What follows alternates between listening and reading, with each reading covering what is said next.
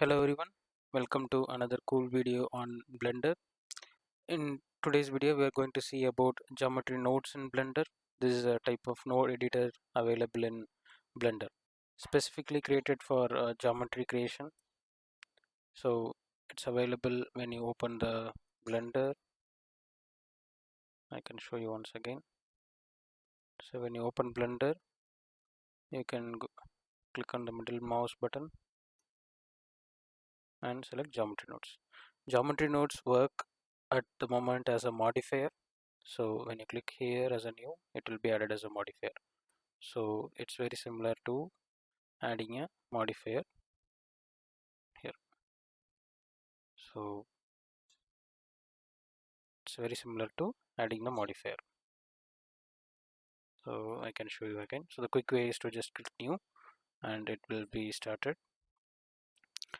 So what are geometry nodes? So geometry nodes is used as in mentioned in that a group of nodes to create the output geometry that you desire. That's it, as simple as that. So let's see how it works. If you create a default geometry node, it will have a cube as a group input, group output. So this is key, and you can just decide to either use it or remove it. That's not an issue. So let's go for Shift A and add a icosphere. Let's see how instance on points works this time. So it's a very famous or most popular one, let's say. So icosphere is the input and for the instance, for the points, and let's add a cylinder for the instance. Now let's open or add the instance on points. Okay, node. So icosphere mesh. Okay, I hope you see or understand what is going on here. Nevertheless, I can explain this. It's not any big issue. So let's reduce the radius of it.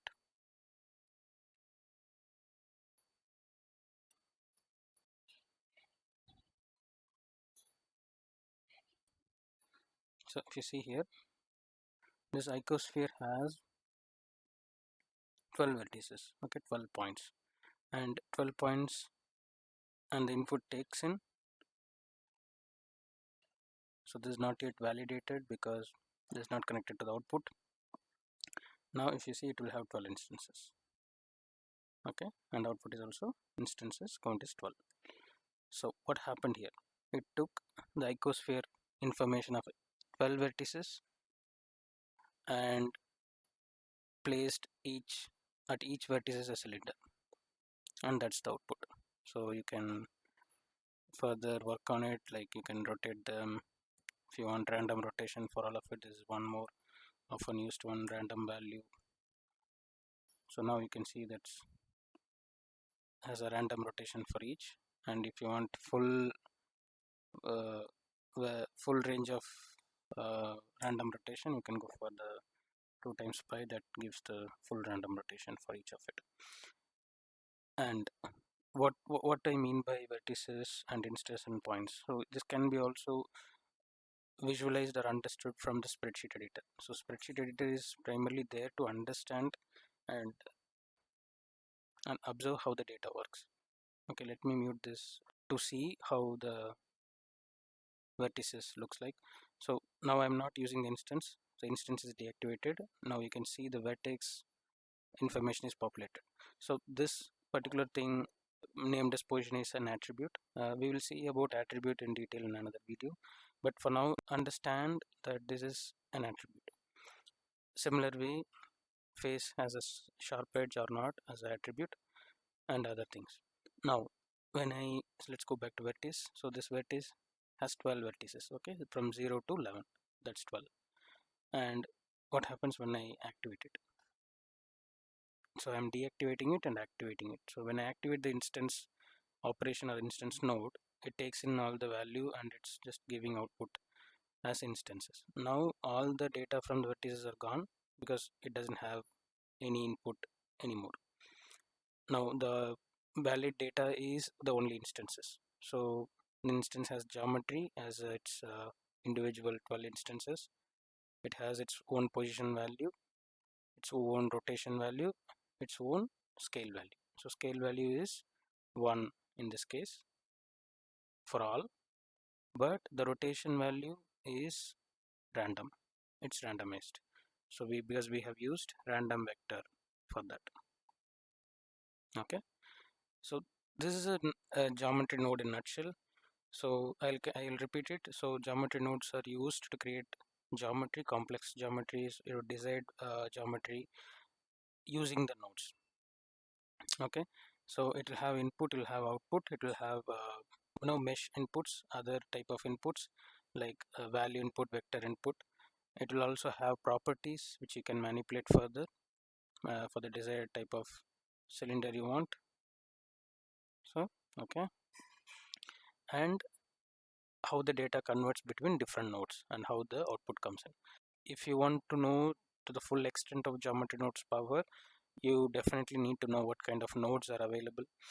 So when you go for add, you can see these are different types of nodes available for you: attribute node, input node, output node, geometry. These are many different type of nodes available. In fact, there was no geometry nodes before 2.92 version. In 2.93 it was introduced, and in 3.6 version 3.6 it was extensively expanded further, and we were able to see it was grouped into subsection for each of the main category here, like read, sample, write, operations, primitive is often used like default or predefined objects, topology, UV, and even some um, further categories in other sections. So geometry nodes is very powerful if you know how to use it. If you know what kind of nodes are available for you to use, you will be able to create complex objects in no time. And the best part of geometry nodes is you can reuse it, you can tweak few things, and you can get a desired output within no time. We'll be using geometry nodes for future topics, for the future videos, because we want to see the full power of geometry nodes. And also I'll be explaining more about attributes, tips and tricks on geometry nodes. I'm planning to explain each node if possible in a separate video, or we can club it 2 or 3 in a single video if that's not worth of a complete separate video. But we will be exploring all the geometry nodes available, and so that we can see how it can be used for different type of geometry creation. So that's it about the geometry nodes. If this video is useful, please like it, share it with your friends. If you have any improvements, anything further to be shared, or any other topic I should cover, please leave it in the comment section. Please subscribe to my channel. We'll see you in another cool video.